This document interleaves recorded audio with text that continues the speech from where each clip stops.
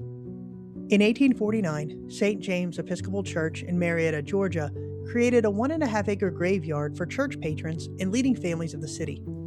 The first burial was performed in 1850, and to this day the cemetery continues to be an active burial location, and it's managed by the St. James Episcopal Cemetery Trust. While the grave with the most notoriety is that of Jean-Benet Ramsey, whose death remains unsolved, the interment with the most historically haunted reputation is that of Marion Meinert, also known as Mary, who died in 1898.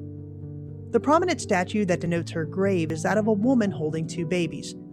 Marion was married to Henry Meinert in 1881, and by all accounts they were beloved within the community, with Henry being a profitable seller of coal. Together they had 6 children, 2 of which were twin girls who were 4 weeks old at the time of their mother's death. While local legend states that Marion died in a house fire along with her baby girls, her obituary clearly states that she died of a lung condition, most likely tuberculosis, on May 21, 1898, at the age of 34. However, despite her cause of death, many believe that the grave of Marion Meinert is haunted. Claims of hearing a woman or babies crying is common, along with the claim that if you get close enough to the eyes of the statue, they will start to form watery tears.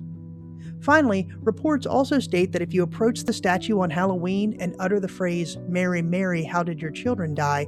that an apparition of a woman will appear.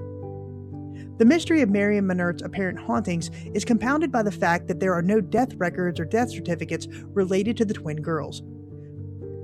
By the 1900 census, Henry Meinert is listed as a widow with only 4 children rather than the 6. Henry Meinert died in June of 1929, and he's buried beside of his first wife, Marion, with a headstone that is an elevated cross with ornate rose vines wrapping around it. To date, the grave of Marion Meinert makes the St. James Episcopal Cemetery one of the most haunted cemeteries in the state of Georgia.